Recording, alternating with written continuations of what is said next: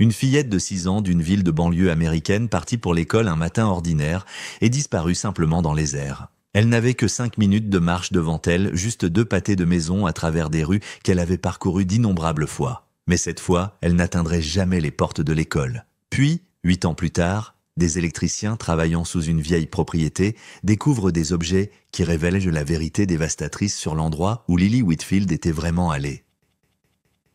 La pile de factures impayées se brouillait devant les yeux de Nora Whitfield alors qu'elle était assise à sa table de cuisine, le café du matin refroidissant dans sa tasse ébréchée. 8 ans s'étaient écoulés depuis la disparition de Lily, mais la pression financière des détectives privés, des spécialistes de vieillissement progressif et du maintien de sites web n'avait jamais diminué. Elle triait mécaniquement les enveloppes, électricité, eau, un autre relevé de carte de crédit, quand son téléphone vibra contre la surface de bois usé, affichant un numéro local inconnu. « Madame Whitfield, ici le détective Martinez du département du shérif du comté. » La voix était professionnelle mais portait une nuance qui lui fit serrer le téléphone plus fort. « Je dois vous parler concernant l'affaire de votre fille. » Son cœur martelait contre ses côtes.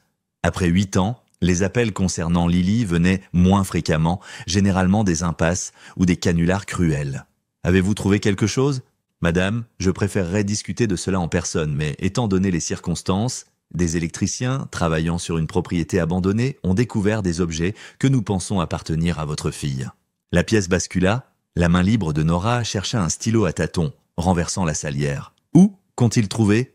La propriété est sur Willow Creek Road, à environ 24 km hors de la ville. La maison était prévue pour la démolition, et l'équipe vérifiait les systèmes électriques quand ils ont accédé au vide sanitaire. Il fit une pause, et elle pouvait entendre des papiers bruissés. « Madame Whitfield, ils ont trouvé des vêtements et des effets personnels qui correspondent à la description de ce que Lily portait quand elle a disparu. » Sa main tremblait violemment alors qu'elle griffonnait l'adresse au dos d'une facture d'électricité. 24 km. La recherche initiale avait couvert un rayon de 8 km de l'école, s'étendant à 16 km au cours des semaines suivantes. Il n'était jamais allé aussi loin que Willow Creek Road. Cela avait semblé impossiblement loin pour qu'une enfant de 6 ans puisse voyager. « J'y vais maintenant, dit-elle déjà debout. « Madame Whitfield, je dois vous préparer. Ce que nous avons trouvé, c'est troublant. La scène suggère... J'arrive. » Elle raccrocha avant qu'il puisse finir, attrapant ses clés et son sac à main d'un seul mouvement. Le trajet s'étirait interminablement malgré sa vitesse. L'itinéraire la menait devant des repères familiers. L'école primaire, le vieux château d'eau, l'église où ils avaient dû tenue d'éveiller, avant de s'aventurer dans des zones qu'elle avait rarement parcourues. Le paysage passait des rues de banlieue aux terres agricoles rurales, puis à des étendues de bois non développées. Son GPS comptait les kilomètres tandis que son esprit s'emballait à travers les possibilités, chacune plus terrible que la précédente. Willow Creek Road n'était guère plus qu'un chemin de terre serpentant à travers des arbres denses. Elle faillit manquer le groupe de véhicules de police jusqu'à ce qu'elle voie le ruban de scène de crime tendu entre 2 chaînes. La maison elle-même était accroupie comme un animal blessé derrière des haies envahies, un ranch d'un étage avec un revêtement pourri, un porche avant partiellement effondré et des fenêtres soit cassées, soit barricadées. Les mauvaises herbes avaient consumé ce qui aurait pu être autrefois une pelouse.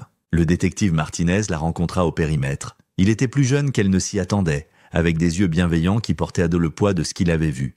« Madame Whitfield, merci d'être venue. Je veux vous expliquer ce que nous avons trouvé, mais je dois que vous compreniez que c'est une scène de crime active. »« Montrez-moi simplement, » dit-elle, surprise par la fermeté de sa propre voix. Il la conduisit le long d'un chemin marqué par des drapeaux de preuve, contournant jusqu'au côté de la maison. La fondation originale montrait des signes de tassement, créant des espaces entre les blocs de béton. Près du coin arrière, un panneau d'accès en bois était appuyé contre le mur, révélant une ouverture sombre d'à peine 60 cm de haut. Les électriciens avaient du besoin d'accéder à la boîte de jonction principale, expliqua Martinez, faisant un geste vers l'ouverture. Elle est dans le vide sanitaire. Quand ils sont entrés, il produisit une tablette, faisant défiler les photos de la scène de crime. Je peux vous montrer celle-ci d'abord, où vous pouvez voir la scène réelle. De toute façon, c'est difficile. J'ai besoin de voir, dit Nora. Martinez lui tendit des surchaussures de protection et des gants en latex. L'équipe médico-légale a traité la plupart, mais nous maintenons toujours l'intégrité de la scène. Il s'accroupit près de l'ouverture, de puissantes lampes de travail à LED, éclairant l'espace au-delà. Suivez-moi et essayez de ne rien toucher. Le vide sanitaire sentait la vieille terre et quelque chose d'autre, une moiteur qui parlait d'un long abandon. Nora devait marcher accroupie, suivant le faisceau de la lampe de poche de Martinez à travers la terre dure. L'espace s'étendait sur environ 3,5 mètres avant d'atteindre ce qui ressemblait à une clairière délibérée. Puis elle le vit, Un matelas rouge, sale gisait sur le sol de taille enfant, son tissu taché de terre et d'autres substances qu'elle ne voulait pas identifier. Attachée au poteau de soutien le plus proche, une lourde chaîne se terminait par un cadenas ouvert, le métal brillant encore malgré la rouille de surface. Sur le mur de blocs de béton, fixé avec du ruban adhésif jaunissant, pendait une affiche Hello Kitty, les bords recourbés, les couleurs fanées, mais indubitablement du même style que Lily avait aimé. Mais ce furent les vêtements qui la brisèrent. Éparpillés sur le matelas, comme des vêtements de poupées jetées, se trouvaient les salopettes en jean de Lily, celles avec le tournesol brodé sur la poche avant que Nora avait cousu elle-même. La chemise rayée verte et jaune gisait à côté, le tissu en quelque sorte préservé dans l'environnement sec. Le sac à dos rose s'affaissait dans le coin, sa décoration de personnages de dessin animé, toujours visible sous la crasse. « Oh mon Dieu !» murmura Nora, ses genoux heurtant la terre. « Oh mon Dieu, elle était là !»« Il y a plus !» dit Martinez doucement. Il dirigea sa lumière vers 2 assiettes en céramique empilées près du matelas, des restes de nourriture pétrifiés sur leur surface. Une bouteille d'eau en plastique de taille enfant gisait sur le côté. Nous avons trouvé des preuves ADN dans tout l'espace. Des échantillons de cheveux, des empreintes digitales sur les assiettes et la bouteille. Le laboratoire analyse tout maintenant. Combien de temps ?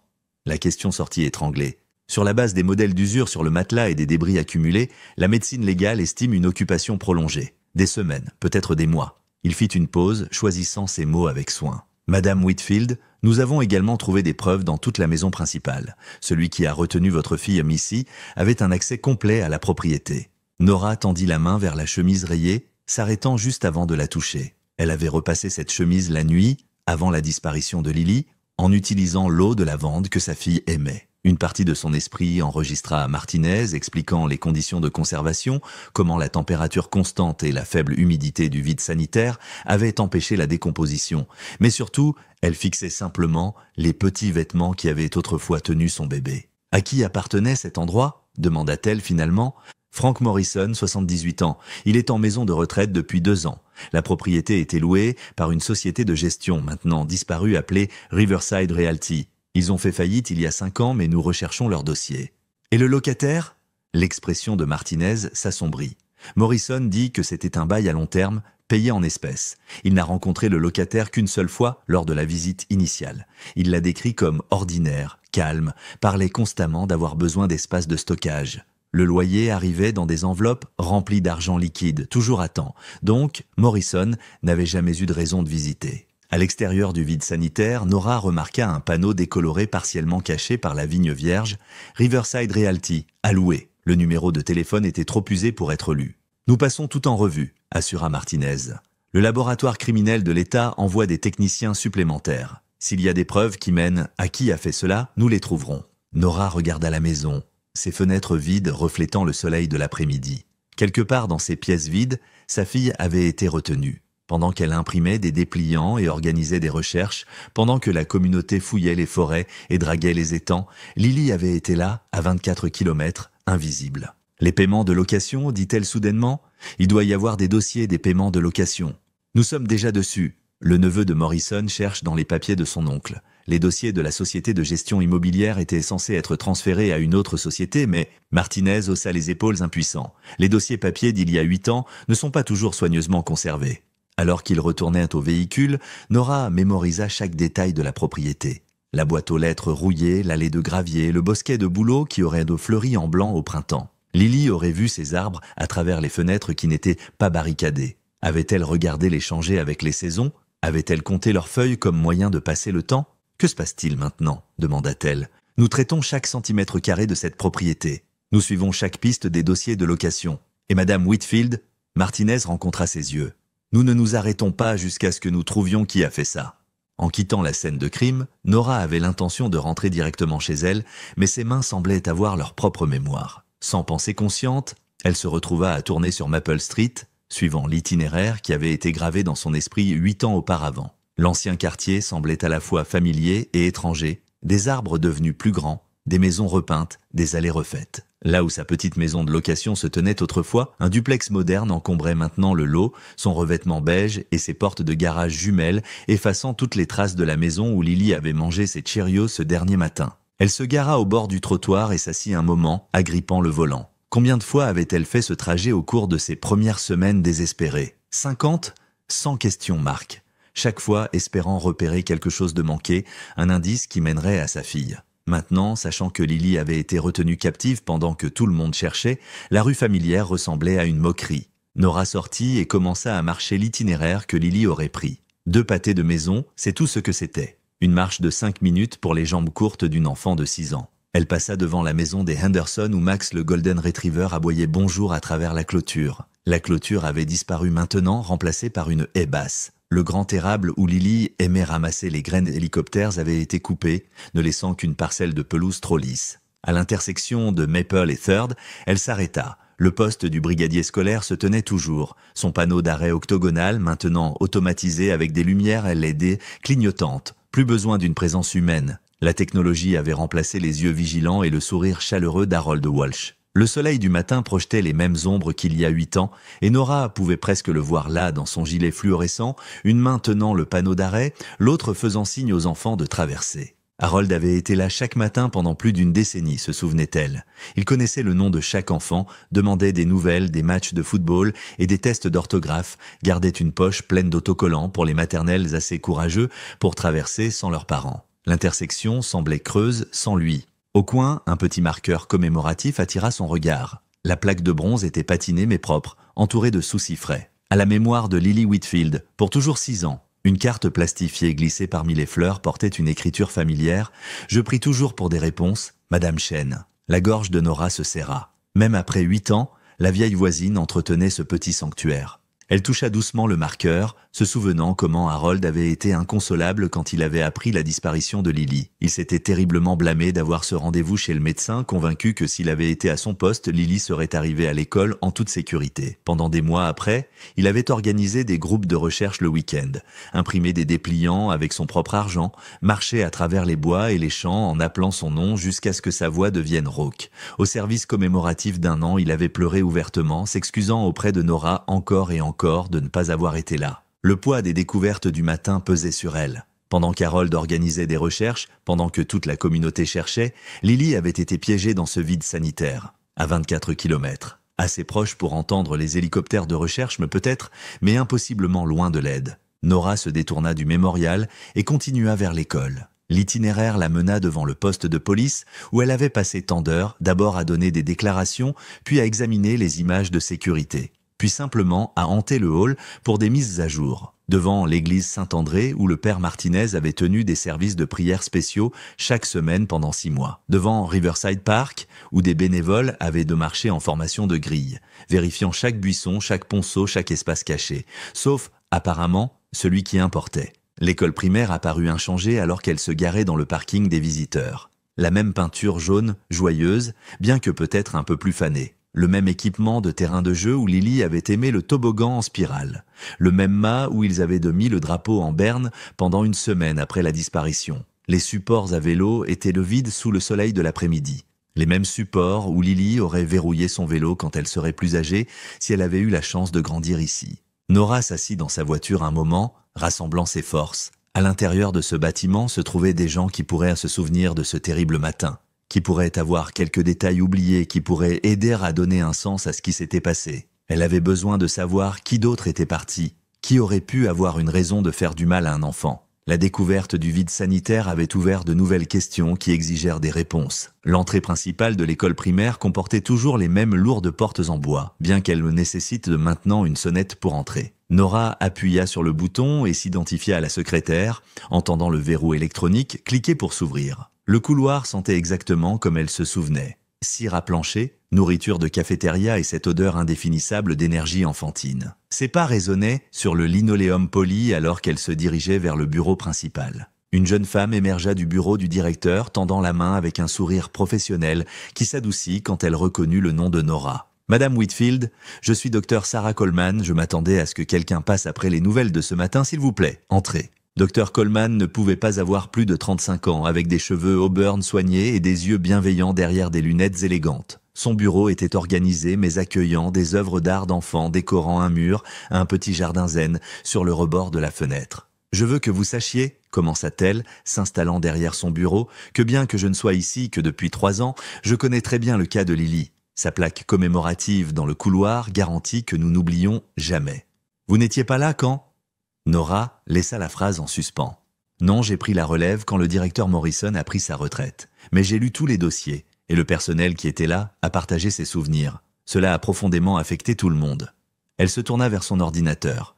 Je comprends que vous pourriez vouloir savoir sur les membres du personnel de cette époque. Je peux accéder à nos dossiers d'emploi. Le district a tout numérisé il y a 5 ans. Ses doigts volèrent sur le clavier, tirant des feuilles de calcul et des dossiers du personnel. Cela pourrait être utile. Je montre 12 employés qui sont partis dans les 2 ans suivant la disparition de Lily. Elle inclina le moniteur pour que Nora puisse voir.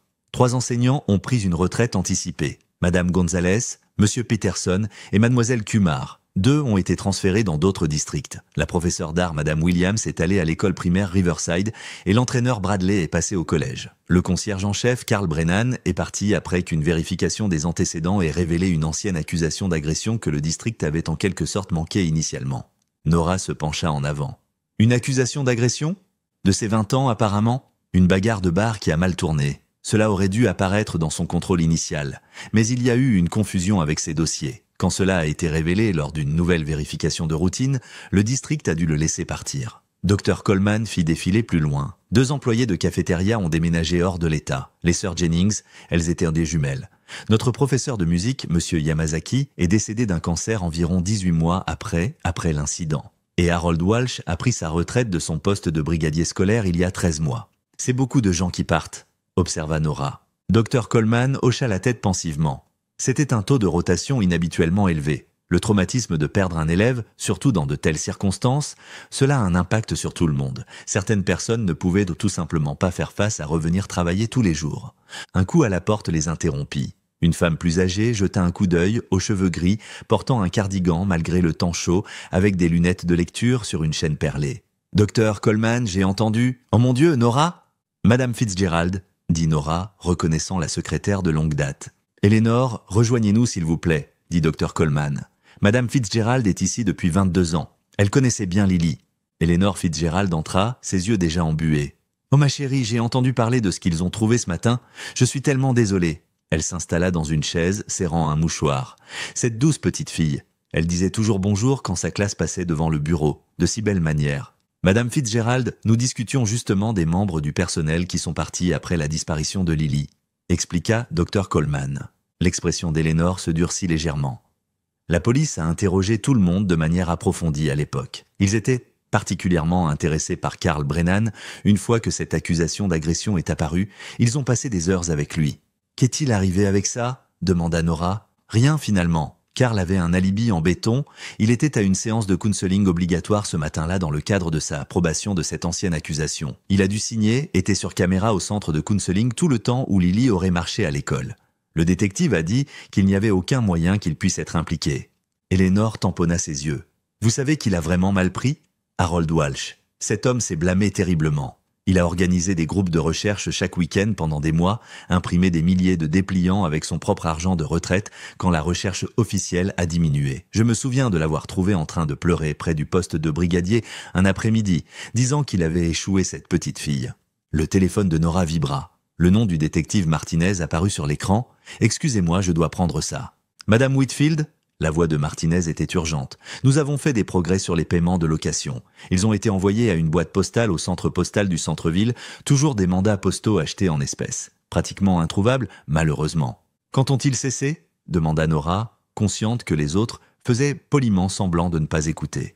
« C'est la partie intéressante. Les paiements étaient effectués trimestriellement, jamais en retard, jusqu'à il y a exactement 1 an. Puis rien. Pas d'adresse de réexpédition, pas d'information de contact juste arrêtée. » Les yeux de Nora dérivèrent vers l'écran d'ordinateur, vers la liste des départs. Harold Walsh, retraité il y a 13 mois. Plusieurs autres, à peu près, au même moment. Coïncidence sûrement. Elle voyait des modèles là où il n'en existait pas, son esprit désespéré essayant de forcer des connexions. « Merci, détective. Tenez-moi au courant. » Elle termina l'appel et regarda les visages expectants.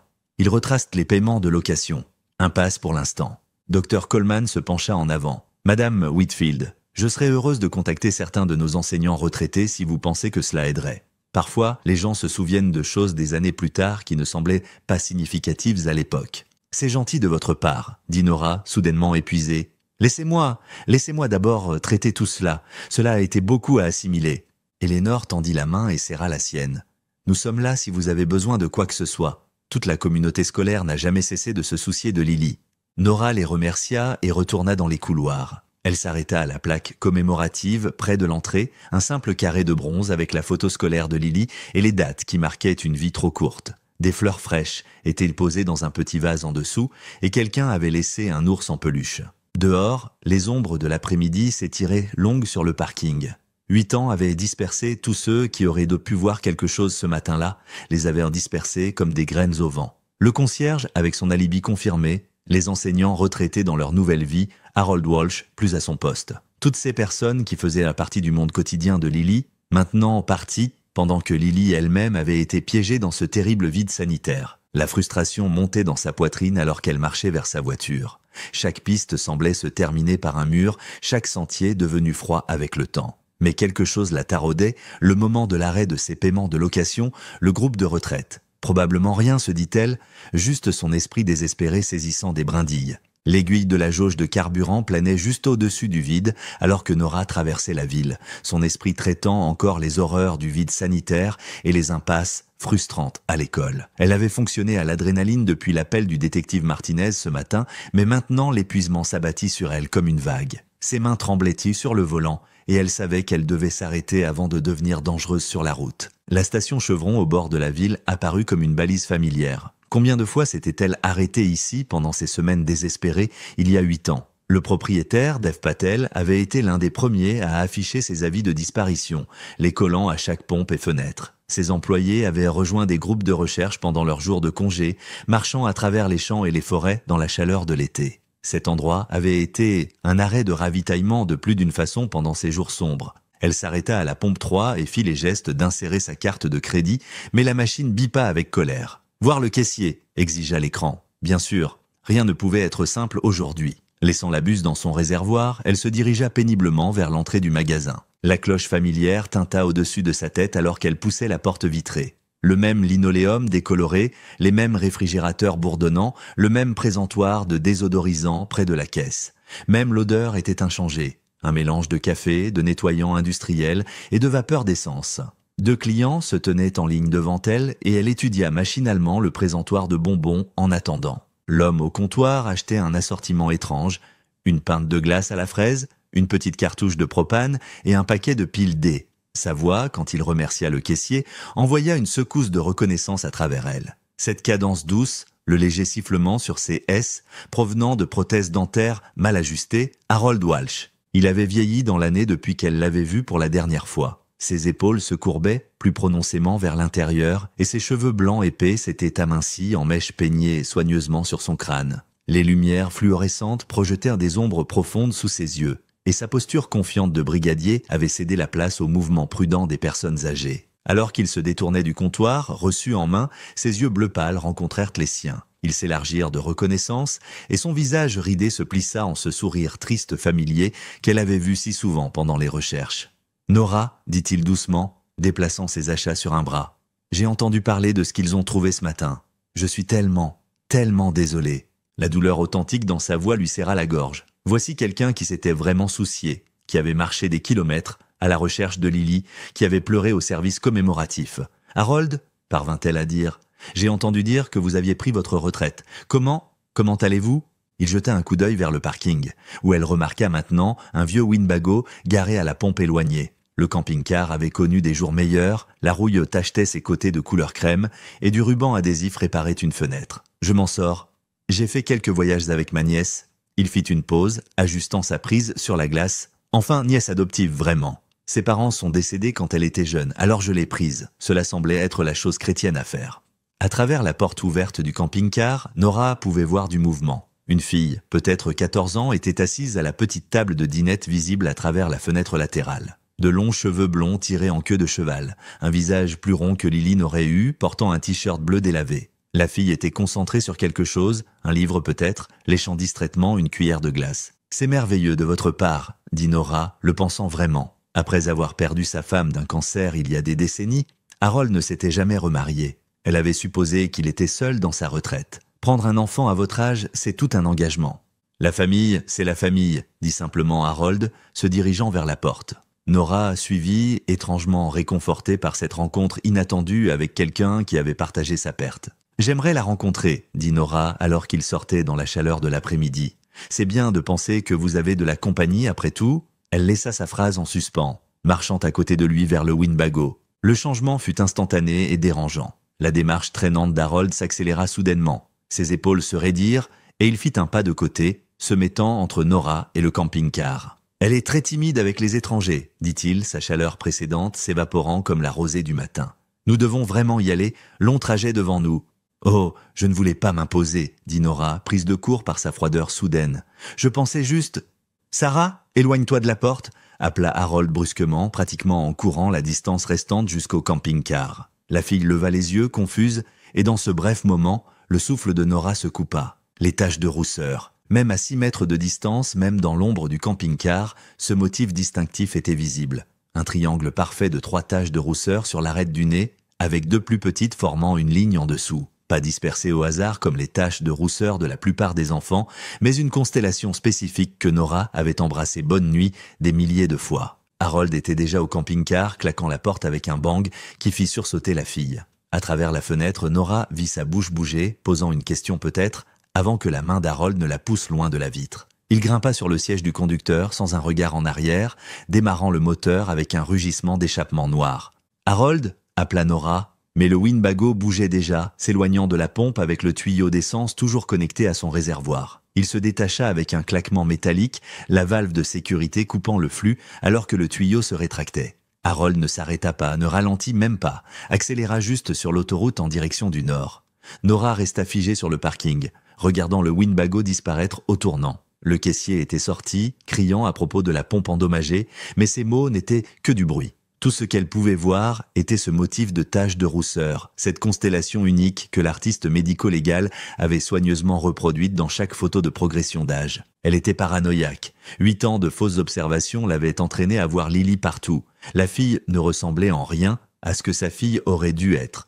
Mauvaise coloration, mauvaise corpulence, tout était faux sauf ces taches de rousseur. Et la réaction d'Harold, le doux vieux brigadier qui avait organisé des recherches, qui avait pleuré aux mémoriaux, avait pratiquement fui plutôt que de la laisser approcher cette fille. Sa transformation d'ami sympathique à étranger paniqué la laissa profondément troublée. Un poids froid s'installant dans son estomac qui n'avait rien à voir avec les révélations antérieures de la journée. La cuisine était trop silencieuse alors que Nora se tenait devant la cuisinière, regardant l'eau refuser de bouillir. Elle avait sorti une boîte de pâtes il y a 20 minutes, mais ses mains continuèrent de s'immobiliser, son esprit dérivant vers cette rencontre à la station-service. La casserole était oubliée alors qu'elle regardait par la fenêtre vers rien, ne voyant que ce bref aperçu de taches de rousseur sur le nez d'une adolescente. Elle se força à bouger, versant les pâtes dans l'eau qui bouillait à peine. La fille ne ressemblait en rien à ce que Lily aurait l'air maintenant. Mauvais cheveux, blonds là où ceux de Lily avaient été ce brun roux distinctif. Corpulence plus lourde quand Lily avait été légère, presque féerique, structure faciale entièrement différente. Des milliers de filles avaient des taches de rousseur, des millions, elle faisait ce qu'elle avait juré d'arrêter de faire il y a des années. Voir sa fille dans chaque jeune visage, mais la réaction d'Harold, l'eau des pâtes déborda, sifflant contre le brûleur. Nora retira brusquement la casserole du feu, ne prenant même pas la peine de nettoyer le désordre. Cette transformation de vieille amie sympathique à étranger paniqué jouait en boucle dans son esprit. La façon dont il avait pratiquement poussé la fille en arrière, claqué la porte, fui avec son tuyau d'essence toujours attaché. Ce n'était pas le chagrin qui rendait quelqu'un protecteur, c'était la peur. Elle abandonna complètement les pâtes et tendit la main vers son téléphone. « Détective Martinez », dit-elle quand il répondit. « Je suis désolé de vous déranger à nouveau. »« Pas de dérangement, Madame Whitfield. En quoi puis-je vous aider ?» Elle essaya de garder sa voix décontractée, raisonnable. Je me demandais, pendant l'enquête originale, Harold Walsh a-t-il déjà été examiné? Le brigadier scolaire? Elle entendit taper, le clic d'une souris. Laissez-moi sortir les anciens dossiers. Harold Walsh, 70 ans à l'époque. Oui, il a été interrogé avec tout le personnel de l'école. Vérification des antécédents propres, pas d'antécédents criminels, pas même une contravention de stationnement, réputation de 30 ans en tant qu'employé dévoué de l'école. Il est dit ici qu'il était dévasté par la disparition, a organisé plusieurs groupes de recherche. Plus de clics. Y a-t-il une raison pour laquelle vous demandez spécifiquement à son sujet? Nora hésita. Comment pouvait-elle expliquer un sentiment, un motif de tache de rousseur, un moment de comportement étrange? Je l'ai rencontré à la station-service aujourd'hui. Il a la garde d'une jeune fille maintenant, nièce adoptive, a-t-il dit. Il semblait juste bizarrement sur la défensive quand j'ai essayé de la rencontrer. Il a pratiquement fui. La voix de Martinez portait une compréhension douce. « Madame Whitfield, je sais qu'aujourd'hui a été incroyablement difficile. Trouver ce vide sanitaire, revivre tout, il est naturel que vous voyiez les choses à travers une lentille différente. Le chagrin et le traumatisme affectent tout le monde différemment. Beaucoup de personnes qui ont été impliquées dans l'affaire de Lily sont devenues extrêmement protectrices des enfants par la suite. C'est une réponse courante. Vous avez raison, se dit Nora, se sentant stupide. Je suis désolée, cela a été une longue journée. Rien à s'excuser. Nous suivons chaque piste de la maison de location. Si quelque chose de concret apparaît, vous serez mon premier appel. Après avoir raccroché, Nora se retrouva devant son ordinateur portable, tapant le nom d'Harold dans la barre de recherche. Les résultats s'étaient là clairsemés. Pas de profil Facebook, pas de LinkedIn, aucune présence sur les réseaux sociaux. Juste des mentions dispersées dans des bulletins scolaires archivés. Le brigadier scolaire Harold Walsh célèbre 25 ans de service. Walsh reçoit le prix de sécurité communautaire. Les photos montraient un homme plus jeune, aux cheveux blancs épais et aux yeux bienveillants, toujours entouré d'enfants. Elle fermait presque le navigateur quand un résultat plus récent attira son regard. Un article de la Pine Creek Gazette, daté d'il y a 13 mois. Pine Creek RV Park célèbre 20 ans. Elle cliqua pour trouver un article léger sur l'anniversaire du parc, présentant des profils de divers résidents. Là, à mi-chemin de la page, se trouvait une photographie d'Harold, debout, à côté de son Winnebago. Le même véhicule délabré qu'elle avait vu aujourd'hui.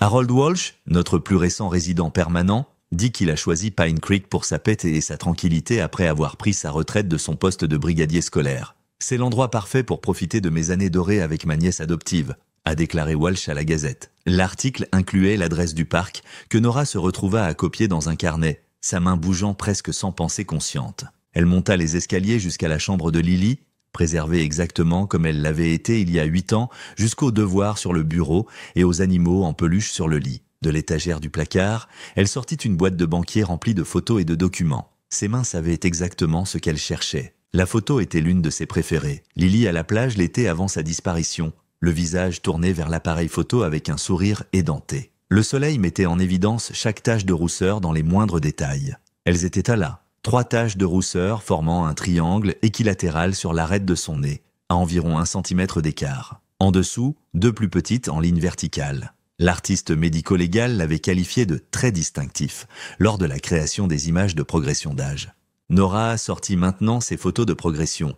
Lily à 8 ans, à 10 ans, à 12 ans, à 14 ans. Les images générées par ordinateur montraient comment son visage aurait pu s'allonger. Comment ses traits auraient pu mûrir, mais toujours, ce motif de taches de rousseur restait constant. Une constellation aussi unique qu'une empreinte digitale. Elle plaça la progression de 14 ans à côté de la photo de plage.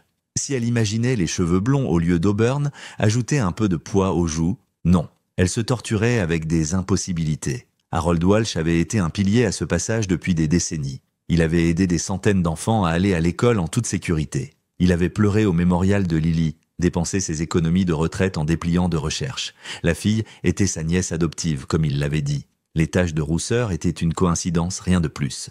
Mais alors que Nora fermait la boîte de photos, ses yeux dérivèrent vers le carnet où elle avait écrit l'adresse de Pine Creek RV Park. Juste pour apaiser son esprit, se dit-elle.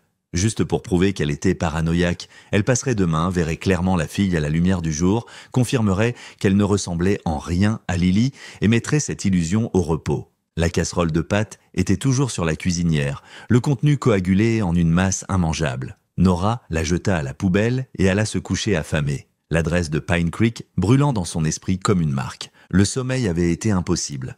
Nora était restée au lit à fixer le plafond, voyant cette constellation de taches de rousseur chaque fois qu'elle fermait les yeux. À 4 heures du matin, elle abandonna toute prétention et fit du café, assise à la table de la cuisine avec l'adresse de Pine Creek RV Park encerclée dans son carnet. À 5h30, elle était dans sa voiture, se disant qu'elle allait juste faire un tour pour s'éclaircir les idées. Le parc de camping-car était situé à la périphérie de la ville où le développement cédait la place à la forêt de pins. Un panneau modeste marquait l'entrée. Pine Creek RV Park, tarif hebdomadaire, mensuel, annuel disponible. Le soleil du matin projetait de longues ombres sur des rangées soignées de véhicules récréatifs, des camping-cars de luxe massif aux modestes caravanes de voyage. Quelques lève-tôt promenaient de petits chiens ou étaient assis sous des auvents avec des tasses de café. Le bureau était une remorque double largeur avec des jardinières sous les fenêtres. Une cloche tinta alors que Nora entrait et une femme dans la cinquantaine leva les yeux d'un puzzle de mots croisés. Son badge indiquait « Deb, gérante » et son visage s'illumina à la perspective d'un client potentiel.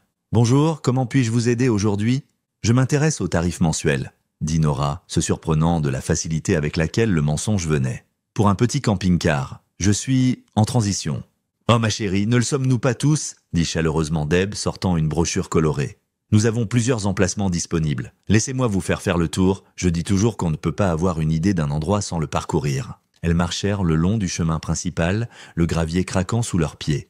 Deb maintenait un flot constant de bavardage indiquant les commodités, la buanderie, le foyer communautaire, la maison de douche pour les gens avec des installations plus petites. Elle présentait les résidents de passage avec l'aisance de quelqu'un qui connaissait les affaires de tout le monde. C'est Robert à l'emplacement 12, Marine à la retraite. Il fait le meilleur barbecue que vous ayez jamais goûté. Les Henderson à l'emplacement 20 viennent d'avoir leur premier petit enfant. Ils sont aux anges. Et tout au bout là-bas, emplacement 38, c'est Harold Walsh. Il reste surtout pour lui-même. Le pouls de Nora s'accéléra. On dirait un bon mélange de gens. Oh, ça l'est. Harold est un silencieux, cependant. Il garde des heures étranges, souvent parties pendant la journée. 12 filles qu'il a avec lui, ils sont ici depuis environ 1 an maintenant. Deb baissa la voix de manière conspiratrice. Il lui fait l'école à la maison. Dit que les écoles régulières ne la défient pas assez, ça doit être vrai. Je l'ai vu lire des manuels de niveau universitaire. C'est dévoué. Faire l'école à la maison à son âge, observa Nora. La famille, c'est tout, dit Deb, faisant écho aux propres mots d'Harold d'hier. Eh bien, je vais vous laisser vous promener, avoir une idée de l'endroit. Arrêtez-vous au bureau avant de partir et nous pourrons parler des détails sur les tarifs et la disponibilité. Nora la remercia et continua le long du chemin, prétendant évaluer les installations. Elle s'arrêta à l'espace communautaire, étudia le tableau d'affichage couvert d'annonces communautaires, tout en se dirigeant progressivement vers l'extrémité du parc. L'emplacement 38 était en effet privé, adossé à un épais bosquet de pins. Harold avait amélioré cette intimité avec une clôture de fortune de panneaux en treillis et de bâches bleues tendues entre des poteaux. Cela créait une zone fermée autour de l'entrée du Winnebago, la protégeant de la vue occasionnelle. Un petit auvent s'étendait d'un côté avec 2 chaises pliantes et une table de camping en dessous. Nora s'approche lentement, les oreilles tendues pour tout son. Puis elle l'entendit, la voix d'une jeune fille fredonnant sans mélodie depuis l'intérieur du camping-car. La mélodie était inconnue, errante, le genre de chanson que quelqu'un invente au fur et à mesure. Les fenêtres avaient toutes des rideaux lourds, tirés, mais l'une avait un espace où le tissu ne se rencontrait pas tout à fait. Le cœur battant, Nora se positionna où elle pouvait voir à travers cette petite ouverture. La fille était assise à la table de dînette, penchée sur ce qui ressemblait à un carnet de croquis, des crayons de couleurs éparpillés autour d'elle. Ses cheveux blonds étaient lâchés aujourd'hui, tombant en avant pour encadrer son visage alors qu'elle dessinait. Sur la table à côté d'elle se trouvait un conteneur ouvert de glace, fraise, la même marque qu'Harold avait acheté à la station-service. La fille prit distraitement une cuillerée, son attention concentrée sur son dessin. En le faisant, un peu de glace fondue coula sur son bras gauche. Sans regarder, elle se gratta à l'endroit avec son autre main. Le souffle de Nora se coupa. Même à 3 mètres de distance, elle pouvait voir la marque rouge en colère s'élever sur la peau de la fille près de son coude. La réaction était immédiate et localisée. Une zone enflammée, surélevée d'environ 5 cm de diamètre, la peau gonflant et rougissant sous le regard de Nora. Le souvenir s'abattit sur elle comme un coup physique. Lily a 4 ans, pleurant dans la cuisine, son bras couvert de cette même éruption rouge. Le voyage précipité aux urgences. L'explication de l'allergologue, c'est inhabituel. La plupart des allergies aux fraises se présentent comme des réactions systémiques, de l'urticaire partout, des problèmes respiratoires. Mais Lily a ce que nous appelons une dermatite de contact localisée. Ces cellules cutanées dans cette zone spécifique ont une sensibilité extrême aux protéines de fraises. C'est assez rare. Ils avaient dû être si prudents après cela. Pas de fraises quoi que ce soit dans la maison. Toujours vérifier les étiquettes, avertir chaque babysitter, chaque enseignant et cet endroit spécifique. Toujours le bras gauche près du coude où sa peau était la plus réactive. L'allergologue avait dit que c'était comme une empreinte digitale, cette présentation unique à cet endroit exact. La fille dans le camping-car se gratta à nouveau la propagation de l'éruption, regardant finalement vers le bas avec agacement. Elle attrapa une serviette en papier et essuya la glace, mais les dégâts étaient de fait. L'éruption durerait des heures maintenant, Nora le savait. Comme elle l'avait toujours fait avec Lily. Elle s'éloigna de la fenêtre, ses jambes la soutenant à peine. Dans sa voiture, elle chercha son téléphone à tâtons, le numéro du détective Martinez, flou à travers les larmes qu'elle ne se souvenait pas avoir commencé à pleurer. « L'allergie aux fraises !» halta-t-elle quand il répondit. « Bras gauche près du coude, dermatite de contact localisée, c'est dans ses dossiers médicaux. Docteur Patel à l'hôpital pour enfants l'a documenté de manière approfondie. Personne d'autre n'aurait cette réaction exacte à cet endroit exact. Les chances sont impossibles. » Le calme professionnel de Martinez se fissura. « Vous êtes certaine ? Vous avez vu cette réaction ? Je l'ai regardée se produire. Elle mange de la glace à la fraise en ce moment. L'éruption se propage exactement comme elle le faisait avec Lily. Même endroit, même modèle, même tout. Où êtes-vous exactement ? Pine Creek Hervey Park, près de l'emplacement 38. Mais je peux bouger. Retournez immédiatement à la zone du bureau principal. Garez-vous où vous pouvez voir l'entrée, mais pas l'emplacement spécifique. Des unités sont déjà en route. C'est suffisamment substantiel pour une intervention, Madame Whitfield. Nous arrivons maintenant. » Nora se força à conduire lentement vers l'avant du parc, chaque mètre ressemblant à 1 kilomètre. Elle se gara près du bureau où Deb agita joyeusement à travers la fenêtre, inconsciente des unités de police se précipitant vers eux. D'ici, elle ne pouvait pas voir l'emplacement 38, ne pouvait pas voir si Harold était à la maison, ne pouvait rien voir d'autre que l'entrée principale où les unités de Martinez arriveraient. Elle serra le volant jusqu'à ce que ses jointures deviennent blanches, vérifiant le rétroviseur toutes les quelques secondes, priant pour qu'Harold ne choisisse pas ce moment pour partir, priant pour que la fille, Lily, ça devait être Lily, soit toujours là quand l'aide arriverait. 3 unités de police entrèrent dans le parc sans sirène, leur arrivée silencieuse plus menaçante que toute alerte hurlante. La berline banalisée du détective Martinez menait le convoi. Il se gara à côté d'elle et s'approcha de sa fenêtre, son expression professionnellement neutre mais ses yeux vifs d'urgence. « Madame Whitfield, j'ai besoin que vous restiez ici. Nous allons vérifier l'emplacement 38. Si c'est votre fille, nous devons le gérer avec précaution. »« Je comprends, » dit-elle, bien que chaque fibre de son être voulait courir vers cet espace de camping-car éloigné. Elle regarda les officiers descendre le chemin principal, leurs mouvements coordonnés et déterminés. D'autres résidents émergeaient de leur camping-car, curieux de la présence policière. Deb se précipita hors du bureau, son puzzle de mots croisés oublié, la bouche ouverte de confusion.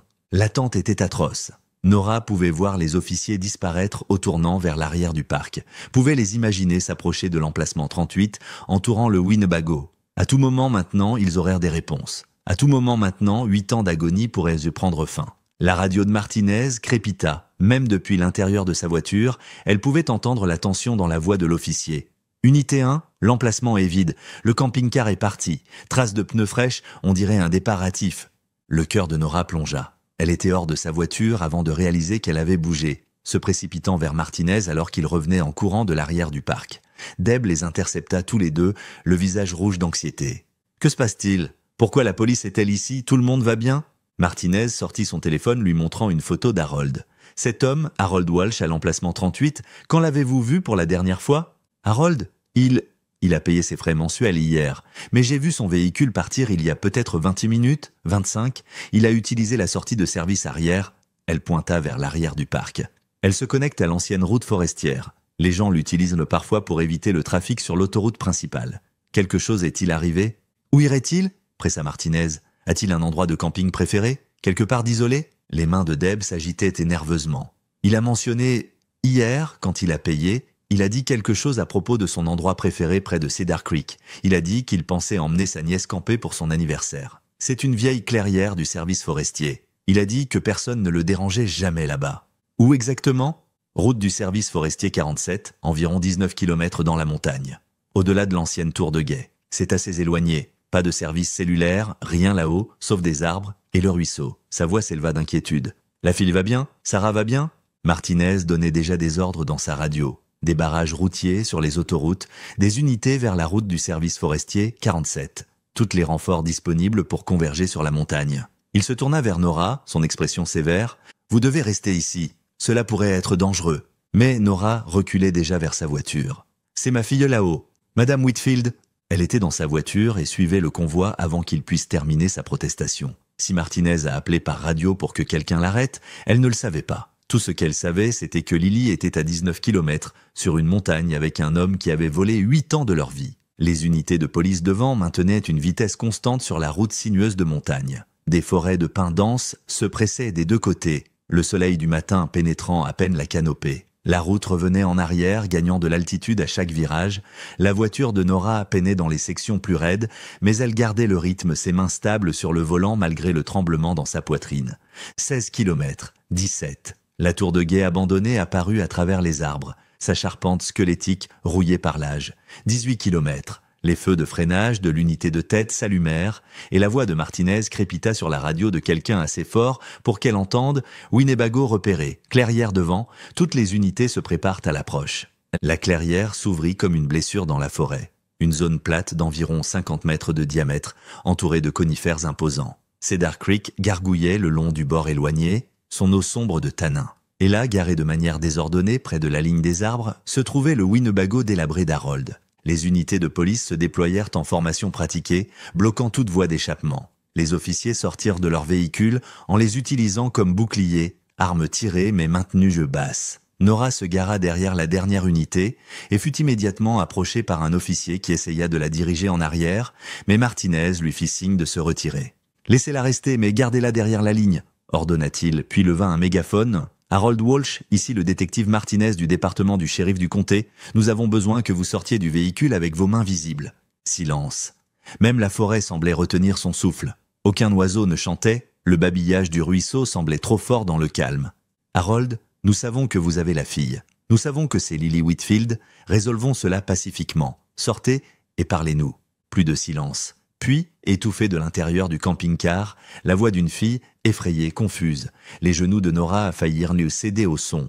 Après 8 ans, la voix de sa fille, changée par le temps mais conservant toujours ce timbre particulier qu'elle reconnaîtrait n'importe où. La porte du Winnebago s'ouvrit lentement. Harold apparut en premier et Nora halta devant la transformation. Disparu était le gentil brigadier. Son visage était hagard, les yeux fous, et dans sa main droite, il serrait un fusil de chasse. Son bras gauche était enroulé étroitement autour de la fille, l'attirant contre lui comme un bouclier. La fille sanglotait, le mascara coulant sur ses joues. Quand Lily avait-elle commencé à porter du maquillage, elle ressemblait exactement à ce que Nora avait imaginé et rien à ce qu'elle avait attendu. Les cheveux blonds la déconcertaient, tout comme la silhouette plus pleine, mais ces taches de rousseur étaient indubitables même de l'autre côté de la clairière. « Grand-père, que se passe-t-il » pleura la fille. « Pourquoi y a-t-il la police ? Qu'avons-nous fait ?»« Chut, Sarah, ça va » dit Harold, sa voix se brisant. Puis plus fort aux officiers, « Vous ne comprenez pas, je l'ai sauvée. Ses parents, ils ne la méritaient pas. Laisser une enfant de 6 ans marcher seule à l'école dans ce monde, je lui ai tout donné,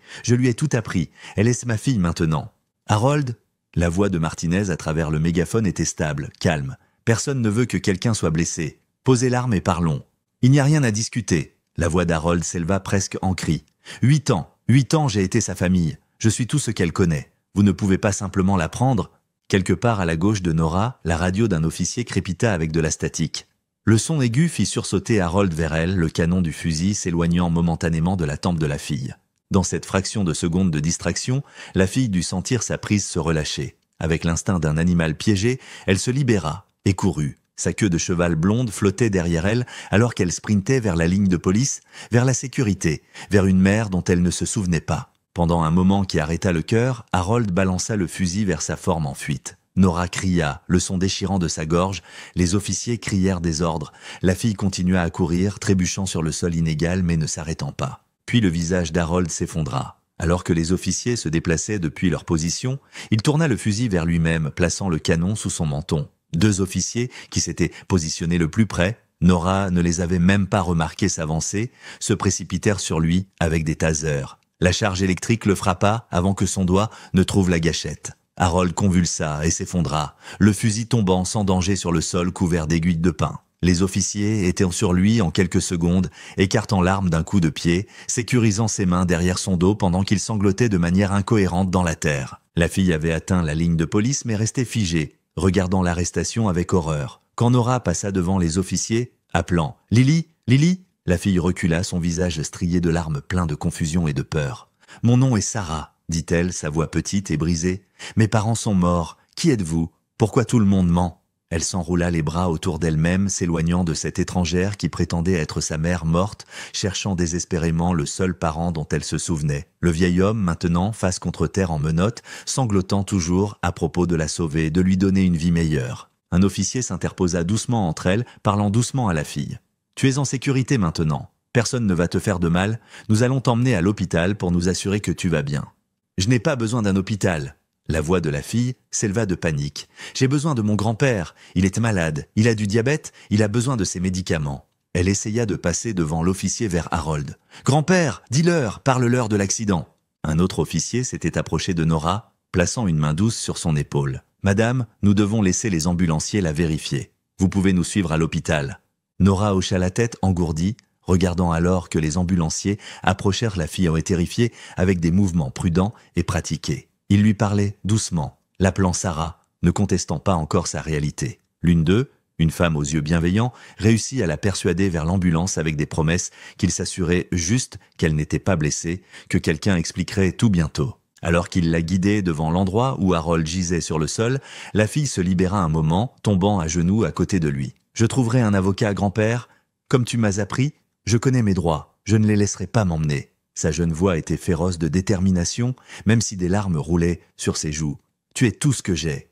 Tu es tout ce que j'ai jamais eu. » Les ambulanciers la tirèrent d'eau doucement. Et cette fois, elle ne résista pas, titubant vers l'ambulance comme une somnambule. Aux portes, elle se retourna une fois de plus, ses yeux balayant la clairière jusqu'à ce qu'il trouve Nora. Pendant un instant, quelque chose vacilla dans son expression. Pas de la reconnaissance exactement, mais une ombre de confusion, comme si une partie profonde de son esprit essayait de réconcilier ce qu'elle voyait avec ce qu'on lui avait dit. Puis le moment passa et son visage se durcit à nouveau. « Ma mère est morte », déclara-t-elle platement, montant dans l'ambulance. « Qui que vous soyez, ma mère est morte. » Les portes se fermèrent et Nora se tint dans la clairière de montagne, entourée de police et de chaos, regardant l'ambulance emporter sa fille vivante, une étrangère portant les taches de rousseur de Lily, portant 8 ans de mensonges de quelqu'un d'autre. Le service pédiatrique de l'hôpital sentait le désinfectant et la cire à plancher. Des odeurs institutionnelles qui ramenaient des souvenirs de la naissance de Lily il y a 14 ans. Mais la fille dans la salle d'examen ressemblait peu à l'enfant dont Nora se souvenait. Elle était assise rigide sur le lit d'hôpital, les bras croisés sur la défensive, ses cheveux blonds emmêlés et son visage figé dans le déni obstiné. « Je veux voir mon grand-père »,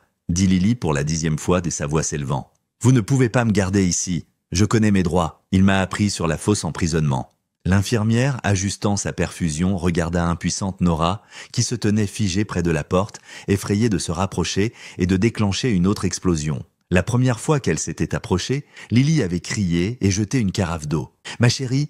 essaya à nouveau l'infirmière. « Tu es en sécurité ici. Nous avons juste besoin de... » « Mon nom est Sarah. » Les yeux de Lily brillèrent de colère. « Sarah Walsh. Mes parents sont morts dans un accident de voiture quand j'avais 6 ans, le 15 juin. Carambolage sur l'autoroute. 3 voitures. Instantané. » Elle récita les mots comme un mantra, ses doigts tordant la couverture d'hôpital. « Grand-père m'a montré les articles de journaux. Il les gardait dans un dossier pour que je ne les oublie pas. » Le cœur de Nora se brisa à chaque mot. La fabrication était si détaillée, si soigneusement construite. « Lily, s'il te plaît, arrêtez de m'appeler comme ça. » La voix de la fille se brisa. « Ma maman est morte. Morte! Pourquoi cette femme ment-elle? Pourquoi personne ne me dit la vérité ?» Elle tourna des yeux suppliants vers l'infirmière. « S'il vous plaît, j'ai besoin de mon grand-père. Il est tout ce que j'ai. Il est probablement tellement inquiet. » Quand Nora fit un pas en avant, instinctivement, Lily devint hystérique. Elle arracha la perfusion de son bras, du sang tachant les draps blancs, et se précipita vers la porte. Il fallut 2 aides-soignants pour la retenir doucement pendant que le médecin administrait un sédatif léger. « Je veux rentrer à la maison », sanglota Lily, alors que le médicament faisait effet. « S'il vous plaît, je veux mon grand-père. On allait camper pour mon anniversaire. Il a promis... » À 30 kilomètres de là, dans une salle d'interrogatoire grise du poste de police du comté, Harold Walsh était assis en face du détective Martinez. Le vieil homme avait l'air plus petit sans son autorité de brigadier, ses épaules courbées vers l'intérieur, les mains menottées à la table. Sa confession venait par à-coups, ponctuée de justifications et de larmes. « Ma femme est morte il y a 30 ans, commença-t-il, sa voix à peine au-dessus d'un murmure. Elle était enceinte. Je les ai perdues toutes les 2 à cause du cancer. La solitude... Vous ne pouvez pas comprendre ce que 30 ans de cela font à une personne. » Martinez resta silencieux, le laissant parler. « J'ai regardé ces enfants chaque matin pendant des décennies. J'ai regardé des parents qui n'appréciaient pas ce qu'ils avaient. Ce matin-là, voir la petite Lily marcher seule à nouveau, son visage se tordit. Quelque chose a juste craqué. J'avais déjà appelé malade, j'avais pensé à cela pendant des semaines, à quel point c'était dangereux. Une enfant de 6 ans marchant seule? Alors vous l'avez prise ? Je l'ai sauvée, insista Harold. Je lui ai dit qu'il y avait une urgence à la maison, que sa mère m'avait demandé de venir la chercher. Elle m'a fait confiance. J'avais aidé à traverser la rue pendant des mois. Je l'aime, j'ai pris soin d'elle. Elle m'aime aussi. S'il vous plaît, ne me l'enlevez pas. Les coupures de journaux sur l'accident? Les yeux d'Harold s'éloignèrent. Je les ai faites. J'avais un vieux programme de publication assisté par ordinateur. J'ai passé des semaines à obtenir les détails corrects. Chaque fois qu'elle remettait en question les choses, se souvenait de choses, je les lui montrais. Je lui disais que le traumatisme la rendait confuse. Parlez-moi de la maison sur Willow Creek Road. Le visage du vieil homme s'effondra. 7 ans nous avons vécu là. Je lui ai fait l'école à la maison, je l'ai gardé en sécurité. quand elle se battait avec moi à propos de ses souvenirs, quand elle insistait pour que ses parents soient vivants. Il fit une pause, avalant difficilement. Le vide sanitaire était une punition. Jamais plus de quelques jours. J'ai essayé de le rendre confortable. J'ai apporté son affiche, ses aliments préférés. Vous l'avez enchaînée dans un vide sanitaire. Seulement quand elle était difficile, quand elle n'acceptait pas la réalité. La voix d'Harold s'éleva sur la défensive. Je lui ai tout donné. L'éducation, l'amour, la sécurité. La teinture pour cheveux était pour l'aider à prendre un nouveau départ. Je lui ai dit que c'était des médicaments, des vitamines pour la garder en bonne santé. Elle m'a cru. Elle a appris à me faire confiance. Pourquoi avez-vous laissé l'épreuve derrière ? Les épaules d'Harold s'affaissèrent. L'âge de retraite mandaté par le district. Je ne pouvais plus être le brigadier. J'ai dû partir rapidement, trouver un endroit nouveau. Je pensais que la maison serait démolie. Je n'ai jamais imaginé... Martinez se pencha en avant. Quand a-t-elle arrêté de se battre contre vous ? 2 ans plus tard, murmura Harold. Elle a arrêté de poser des questions sur ses parents. Elle a commencé à m'appeler grand-père. Elle était heureuse, nous étions heureux. Je lui ai donné une vie meilleure que des parents qui la laisseraient de marcher seule. De retour à l'hôpital, Dr Patricia Moreno était assise avec Nora dans une salle de consultation tranquille. L'expression de la psychologue pour enfants était aimable mais sérieuse, ses mots soigneusement choisis. Lily a subi une manipulation psychologique sévère et un lien traumatique, expliqua-t-elle. Les faux souvenirs qu'Harold a créés sont profondément ancrés. Ces vrais souvenirs ne sont pas partis, mais ils sont enfouis sous 8 ans de récits faux cohérents. Se souviendra-t-elle de moi ? La voix de Nora était à peine audible. Les souvenirs de sa petite enfance existent. Le cerveau n'efface pas simplement les expériences, mais y accéder à travers les couches de manipulation prendra du temps. Une thérapie approfondie. Des années peut-être, et je dois être honnête, il n'y a aucune garantie qu'elle récupérera complètement ses premiers souvenirs. Mais elle est vivante, murmura Nora. Elle est vivante. Dr Moreno serra sa main. Elle est vivante, et elle est en sécurité. Tout le reste, nous le prenons un jour à la fois. À travers la fenêtre d'observation, Nora regardait sa fille dormir. Le sédatif avait lissé les lignes de colère de son visage, et au repos, elle pouvait voir des traces de l'enfant de 6 ans qui était parti à l'école ce matin-là il y a 8 ans. Les taches de rousseur étaient inchangées, cette constellation distinctive qui l'avait ramenée à la maison. Mais tout le reste, les cheveux blonds, les yeux méfiants, la posture défensive même dans le sommeil, appartenait à une étrangère nommée Sarah Walsh.